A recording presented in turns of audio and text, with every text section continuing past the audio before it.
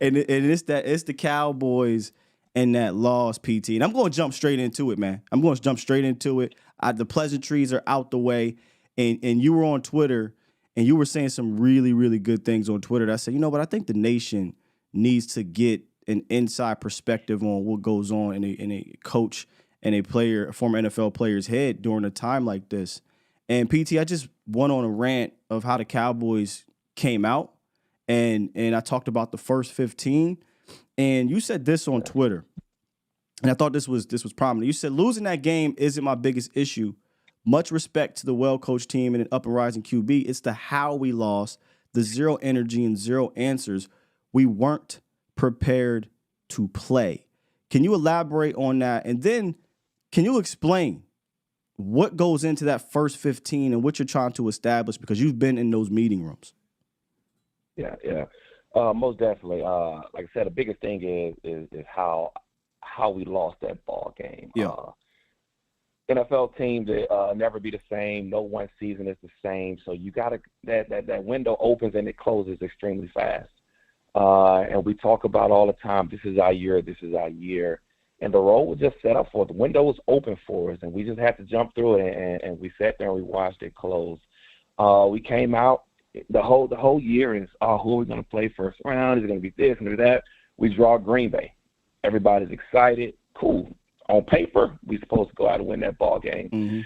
Mm-hmm. But to go into it knowing we still got to get a monkey off our back. And that was the disappointing part to me. Like, Green Bay has had our answer no matter who's the coach, no matter who's the quarterback. Like I said, I was up 28-0, and Matt Flynn came back at home. Oof. You know, so Green Bay is that pretty much that juggernaut to us. From the dead caught it, didn't catch it.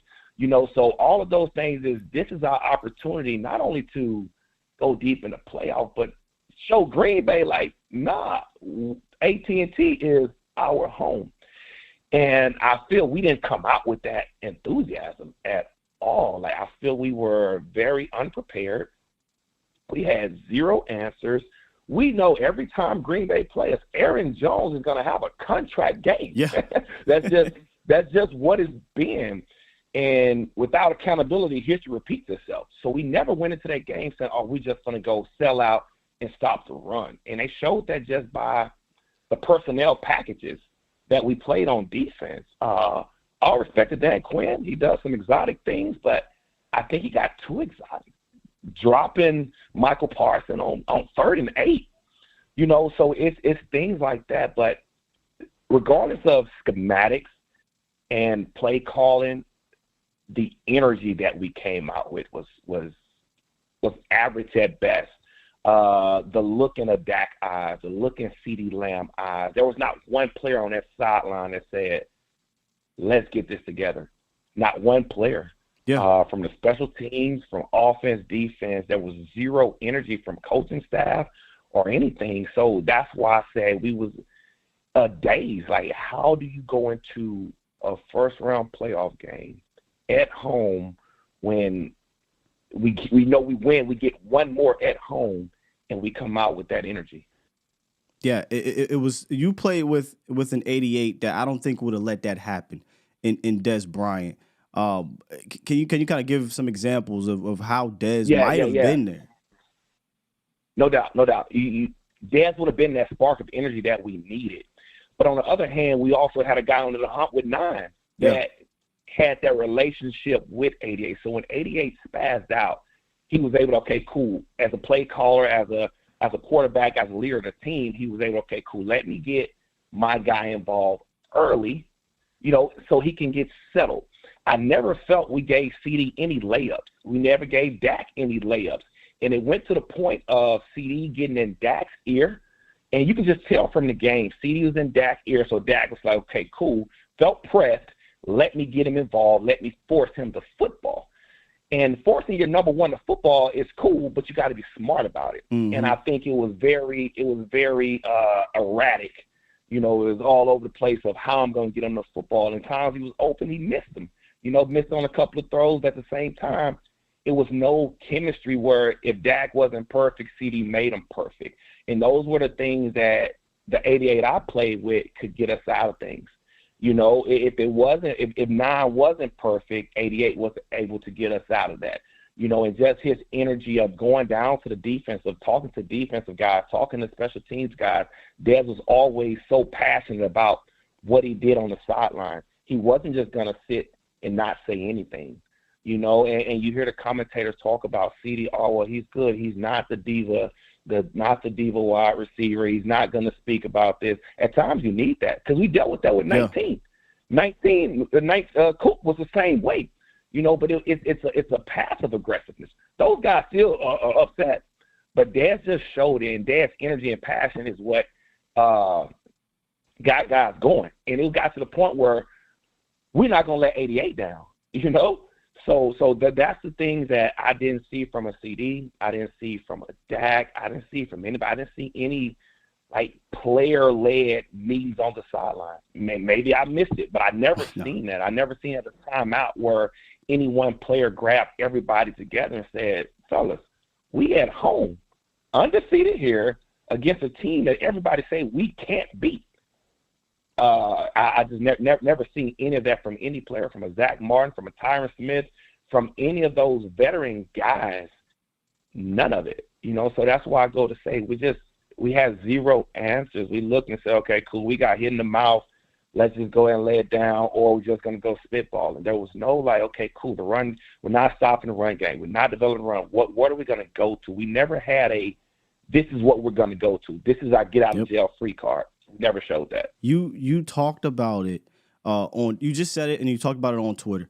When Dak is off, right? Like, what is the insurance? What is the layup? You said this on Twitter. As far as Mike McCarthy, I'm not upset that we went 17 weeks without establishing a run. No big, he said, I'm most upset, I'm sorry, that we went 17 weeks without establishing a run. No big sets, heavy packages, never got Rico going. I saw zero effort in establishing a physical run game that could help Dak when he was off. Had no layups or insurances. And all season long on this show, and the chat will attest to this, I've been saying this team is an unserious running team that's going to go as far as 4 and the perimeter takes it, but you need an efficient plan. You need to have some easy buttons if 4 is off, and Dak was off, right? Like, Dak did not come out in that game. He had the big eyes. He wasn't feeling it. But where was the layups? Where was the run game? I am very curious on your thoughts about the Cowboys all year. You said 17 weeks. You're absolutely right. All year, this has been a 4, a 88, 87, 3. This on you. We just handing the ball off to hit a number. That can't seem to be a logical plan if you're trying to win 4 in a row in the postseason. No, it can't. And it's a saying in the league is things don't catch up with you until it catch up with you. We saw it in Philly. You know, they played bad ball and they was just able to sneak out wins at 10-1. But it come into December through January football, if you can't efficiently run the football, you're not going to win games, especially if you don't have a quarterback that can do it on his legs either. You know, so as far as the run game, it was never even tried to be established. And when I say run game, okay, cool, let's throw the quick screens to 9, see what he can get us. Yeah. You know, those are the layups I talk about. You know, how can we throw it out real quick game and get layups? Or can we turn around and hand the ball to a Rico? Can we get in big sets, fullbacks, and block and try to get a quick 3 or 4 just to allow Dak to breathe? You know, if 4 got to come out every series and be perfect, man, it's not going to work for us. Pat Mahomes don't do that. And when Pat Mahomes turn around, hand it to Pacheco, and he's going to allow Pat to breathe. Yeah. You know, so we never gave Dak any room to breathe, just to settle. You know, there was no series that he could just settle in. It was always, okay, cool, I'm chasing it, I'm chasing this. But throughout the season, it was chasing numbers, big plays. It's not too many times we just methodically drove the ball. You know, we're big play offense, and that's cute, that's fine until somebody's going to play everything over top, and we have to methodically drive the football, and we showed that we couldn't do it. Yeah, it seemed like those easy buttons slowly evaporated, man. I'm big on having a run plan. I don't necessarily think you need to, in this day and age, you need to have a 1,800-yard rusher, but you still need to have an efficient run plan, and I just didn't see that. Do you think TP and Rico and these guys are better suited for zone? Because I was looking all year like if we had some type of zone run game, I feel like these guys would be able to complement that or complement this passing game, but they didn't even attempt that in this Green Bay game. Yeah, I mean, the type of TP, for one, I think TP and Rico are two different guys. I think Rico is more of a Ezekiel Elliott type back, so Ezekiel with Rico, he's going to be more of your duo. More of your duo downhill, more of your power guy. And then TP is, like I said, more of your zone guy. But also with the zone, it opens up your RPO game. And they want to see Dak with his feet. Dak is not the runner we want him to be, but I think he can run well enough to give you 5 or 6, just to stay ahead of the chains. And I think that's we didn't capitalize on that. I feel with our efficient run game, our run game should have been good enough just to keep Dak ahead of the chains. We can't go into the 2nd and 10s, the 3rd and 7s. That's behind the chains, and that's forcing Dak to say, okay, cool, I gotta go make this play. I gotta get this ball here. I gotta get that. So, but like you said, Rico will come in, he'll hit, we'll pull him out. We'll go through TP with this, and then it got to a point in the season where we just said, forget it. Yeah, we're not giving either one of them the football. We're not giving anybody the football. We're going to come out, we're going to throw it around the grass 50, 60 times. And fine, that's cool. But when it comes to playoff football, man, you got to be able to methodically drive the football, and that's just being complementary to your defense. We got to be complementary to our defense. If our defense is out there for long drives, even if we come out and hit a big play for a touchdown, guess what? Our defense got to go right back on the grass. Yeah. So that's where the run game comes from. Run game comes from just a clock management and game management perspective, and being able to efficiently manage games from a clock perspective, and then just complement our defense. I'm going to come back to the offensive side at the end here, but I want to flip it over right now to defense and special teams. And for us here, we've been scratching our heads, PT, about Dan Quinn's stubbornness to run this big nickel, safeties at linebacker thing against these big personnel packages, and he just never deterred from it, brother. And you said, as a DC, it's your top priority to make an offense play left-handed, and you were referring to Aaron Jones. And that's very true with Aaron Jones, but just in general, it just seemed like Dan Quinn would never come out of these things that continued to crush the Cowboys against quality coordinators and teams. But, if you're a running back and you go into that film room, right, and you say, hold on, they got, what, a 205-pound linebacker in the middle? What, they're running small? They're going big nickel? What's going through your head when you're preparing for a team like that? Oh, he's going to have a long night, and I'm sure that's what every offense think is he's going to have a long night. 14 will make his plays, but at the same time, we're going to bet throughout a 4-quarter game, we're going to get ours more than 14 is going to get his. And that's how offense is going to it. Like, okay, cool. This is the defense that he want to play in. Cool. This is what we're going to do. And if 14 is 205 on paper, the kid's probably 200, 195 pounds in real life. So we playing with this guy. We playing with the big nickel package. And it may work at times, but it's nothing that you can work with consistently. And like you said, the stubbornness of Dan Quinn, if this is what I'm going to do, I'm going to stick with it. I look at other guys like a Belichick. It's so – teams used to, and reporters and players always talk about it's so hard going against a Belichick defense because it's so different week to week to week. And with it being different week to week, he's scheming to try to make the offense play left-handed. And you can just see when the Pacers was rolling with the defense, they was making guys play left-handed week after week after week. With us, I don't see us saying, okay, cool. You can go into a game saying, oh, we're going to stop the run. We're going to stop the run. We're going to stop the run. But if you're playing a team that want to throw it all over the grass, stopping the run is irrelevant. So you got to understand, what do this team want to do? What do they bank on? What is their bread and butter? So we're going into, like I said, we're going into a Green Bay game where up and rising quarterback, young quarterback, not many guys on the edge that's just going to kill us in the passing game. So, okay, cool. They're going to play through Aaron Jones. How can we go in here and stop this? How can we be physical enough? Do we even have the guys in the locker room? And whose decision was that? Is the guys in the locker room we need, or the personnel that we have? Do we even have that in the locker room? But I think some things with DQ is he gets exotic, and I think it was, okay, let's play 11 everywhere. All right, but at some point, 11 got to put his feet in the dirt and say, this is who I am. This is what I'm going to do. If not, he's just going to be a guy that you spin around. If he's not getting sacks, then he's not productive. Yeah, you talked about that on Twitter. You said, what is he? And that's kind of what we've been talking about on Micah for the last 3 years. A lot of us believe he can be a dominant linebacker that can rush the passer.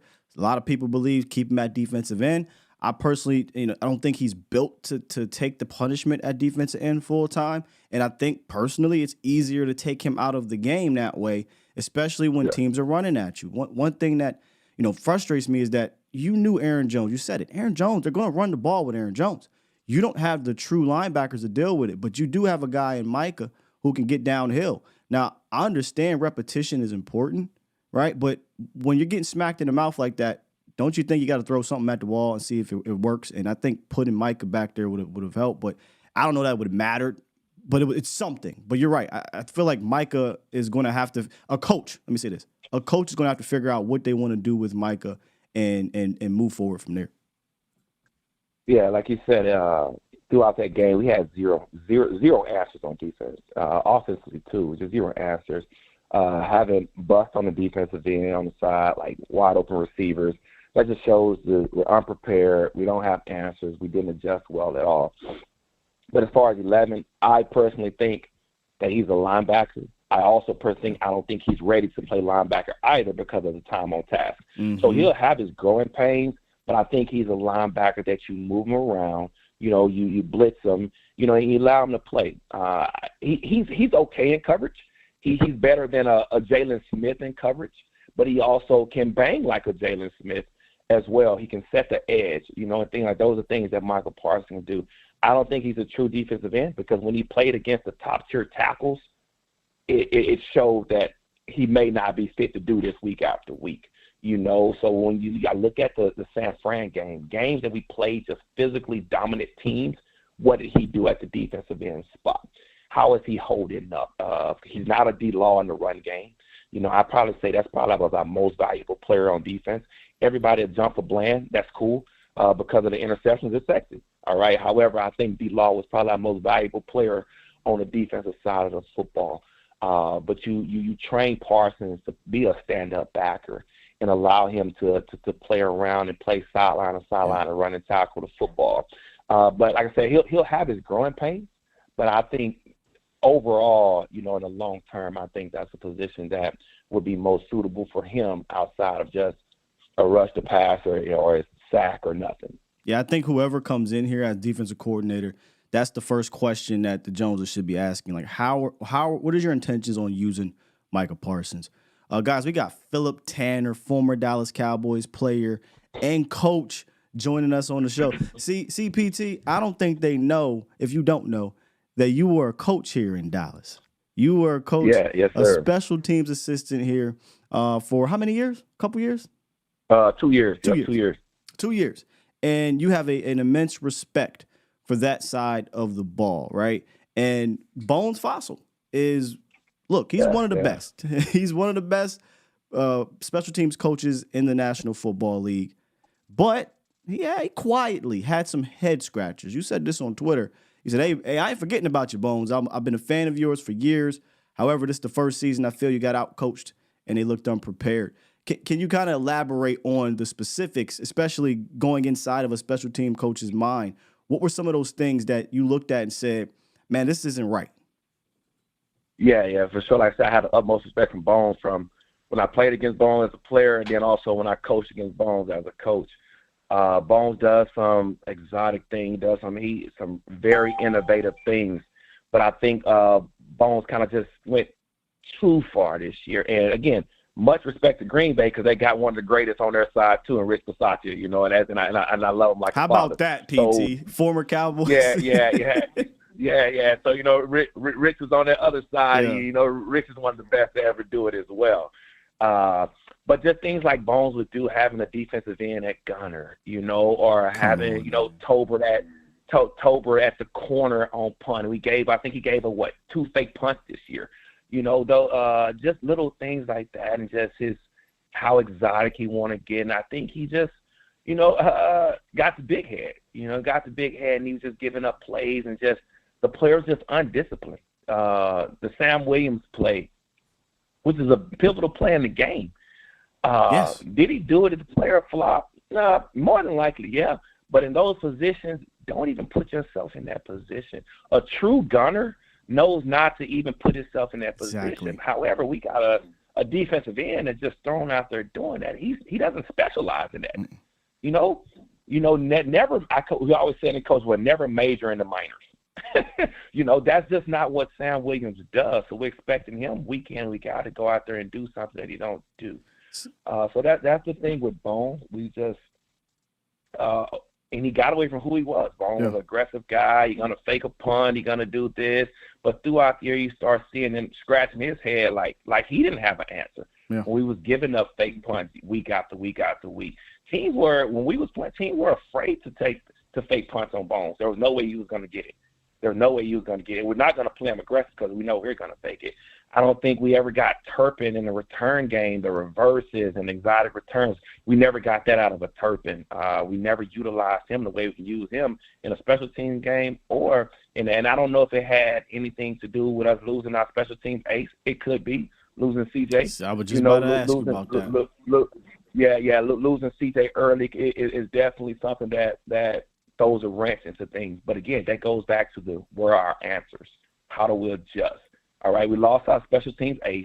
How do we compensate? How do we still be productive and efficient without our guy? Yeah, CJ, one of my favorite kind of under the radar players on this team, and just goes about his business as one of the best special teams guys. I believe you coached him, right? Weren't you there?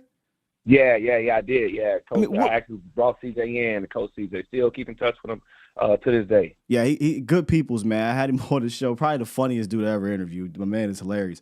But what makes CJ such a vital role to special teams? And because I think he was missed here, because Sam Williams led the league in special teams penalties, which is unbelievable that you kept running him out there. But what makes CJ Goodwin so valuable?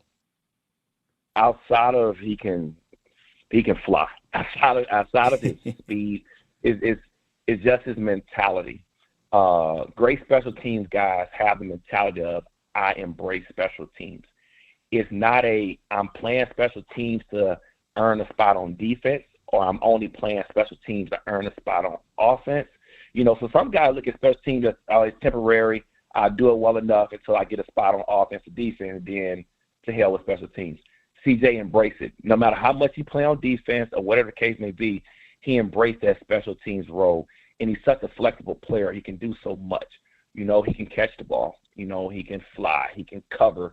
Those all of the traits that you need. He can go down. He can tackle. He's a big enough body. He can do so many things. Just his position flex on a special team level. And then his leadership. And his consistency doing it year in and year out. Year in and year out. I remember his first year, he flying down, then gets Washington, goes down there, makes a tackle, breaks his arm. Comes back that same year and gets out there and still going down, making tackles. So he's one of those guys that you got to circle on your scouting team report. There's a couple of guys I played where he remind me of a Danny McCray I played with. A guy that just relentless effort on special teams with position flex, can play the big four. Dwayne Harris has been the best to do it. Man. Dwayne was the best to do it. So when you lose one of those guys, a big special teams ace, how do you build? And I've never seen Bones adjust to, okay, cool, who is that? Same way an offense got to be built around a player, the defense got to be built around a player, so does special teams. A lot of people take for granted your special teams got to be built around who's our dude that we're going to build our special teams around. And once CJ went down, I didn't see the adjustments of, okay, who are we going to build the special teams unit around? Man, great insight right there, because I can't remember exactly when he went out and if that coincided with Sam, but you felt it. I think you felt his absence there, man. Got Phillip Tanner on the line, man. Last question for you here, PT, to circle back to the offensive side of the ball. One of the things that I've said here a bunch when it comes to Dak is that given the climate coaching climate that always seems to be here in Dallas, right? Like we don't have the McVay type of tree. We've got, Garrett and whether it be Garrett, whether it be Linehan, whether it be, McCarthy, or previously it was Kellen Moore. None of those guys come from that kind of creative type of tree, right? There's going to be times where I feel like he's going to have to overcome the coaching, unfortunately, and put on a cape. Is it fair? Probably not. But it's something that he's going to probably have to do 3 or 4 times in the playoffs, or not 3 or 4 times, but a handful of times in the playoffs. But it's just how things are structured here, man. It's the reality here in Dallas. And you have an issue with how those things are structured when it comes to Dak. Can you kind of elaborate on that? Yeah, and me personally, I don't think Dak is an elite quarterback. All right, to explain that, all right, my elites are, it's only a few, maybe 2 to 3 right now that I would just for sure say is elite. Pat Mahomes, Joe Burrow, elite quarterback. If we count Aaron Rodgers, since he's still technically in the league, Aaron Rodgers, and then I think just watching Josh Allen, he's on the brink, all right, of those tiers that guys that can go out and put the cape on. I personally don't think Dak can put the cape on and say, okay, cool, I'm going to go win this football game, all right? So let me explain what I mean by that. He's a guy that got to have the pieces around him. He's not athletically enough to be able to create and do what – you see the big run with Josh Allen last night. He's not athletic enough to do that. However, he's athletic enough to give you what you need with the pieces around him. All right. So when I look at Dak and how we got to structure things around him with a great defense and just allowing him to make the plays on offense, I look at Ben Roethlisberger. Ben Roethlisberger wasn't an elite quarterback by no means, but he could go out and get to this first Super Bowl. He had terrible numbers. Super Bowl win now with terrible numbers. Very average numbers the first time he go out and win the Super Bowl. So with Dak, he has to be in a position where, like I said, he got to have insurance. He got to have a guy that he can throw it to at 5 yards and can take it to the house and have those big plays. It doesn't have to always be air yards that Dak have to throw the football, and I think that's when he starts to get frustrated. He's a quarterback that's great for this system. He's not the problem. If anybody needs to stay 4, and we build around 4, but we got to truly build around him. Truly build around 4, and also when I say build around, that comes from the coaching side too. Putting coaches in his pocket that's going to adjust to Dak, not make Dak adjust to them. If you look at it, every coach that came in, Dak had to adjust to them. It wasn't, okay, cool, we're going to figure out what he does best, and we're going to play through Dak. We're going to play Dak football. He had, 4 or 5 different play callers since he's been in. If we go through Linehan, Kellen, and McCarthy, Yeah, and we can also throw JG in there too. Now, if we're going to be honest about this, so we still had JG. So we got JG, Kellen, Linehan. Let's not forget Nussmeier now, Doug in there. So you got all these different voices in your quarterback head and all these different adjustments. Every year, Dak got to do it. From John Kitna, he had so many adjustments that he had to make. Who's going to come in and say, okay, cool, this is Dak. This is what he can do. This is what he can't do. And just social awareness, being honest, this is what our quarterback can't do.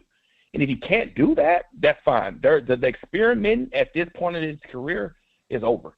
Let's figure out what Ford does well, and we're going to build on that and build around that and go out and play efficient football. Yeah, I think the frustrating part about it this year is they seem like they found what really worked, but then when it came time in certain games, they didn't go to that well. Specifically in this game, I talked about the opening drive. I don't know if you watched all the wild card games, and I'm just watching, the Bobby Slowicks, the Matt LaFleurs, the coordinator in Buffalo, even the coordinator in Tampa, right? These guys are establishing rhythm early. You got movement, you got motion, you got creativity. And then I go look at our opening drive, PT, and we're stagnant, right? There's no motion. We're running out of shotgun. It's like, why aren't we doing the things that were highly successful that put Dak in the all-pro, field, put him in an MVP candidacy? And that's what frustrated me the most. You seem to have found what worked, but then we went away from it, and now all right, Dak, we need you to put the cape on. And unfortunately, like I said, it may not be fair, but that's how a lot of people are going to view it. Like you got to get up out of this. And I said this for years. Much as I love the guy, I'm not trying to have him do that all the damn time. If it's going to happen a few times in the regular season, but it ain't happening 3 or 4 times in the postseason. Won't happen. Just won't happen. Yeah. Yeah, and what you said, man, it goes back to one word, identity. What is our identity? You know, what is our identity on defense? What is our identity on offense? And when you see teams get out there and it's, oh, they were doing this well, but then they get away from it. You never get away from your identity. So I question, did we truly establish our identity, and were we confirmed and convicted in who we are, what our identity is, what we're going to do? Win, lose, or draw. You know, what is our identity? What do we hang our hat on? And that game yesterday, whenever we played, I don't put it out of my mind. Whenever we played, man, we just had no identity, no answers, and that's coaching. You know, I feel as a coach we weren't prepared to play. People say, "Oh, it's pros. They supposed to know this." Man, from coaching in the NFL, those guys want to be coached just like a kid in middle school or elementary. So it's up to coaches to go out there and prepare and have that team ready to play. And I just don't think we were ready to play at all. It definitely felt that way. Man, PT, this has been a treat. I'm definitely going to go back and listen to this myself, but I truly appreciate you, man, giving me some of your time, giving us some of your time this morning. Most definitely, man. Appreciate you having me on. Yep. Have a good one, brother.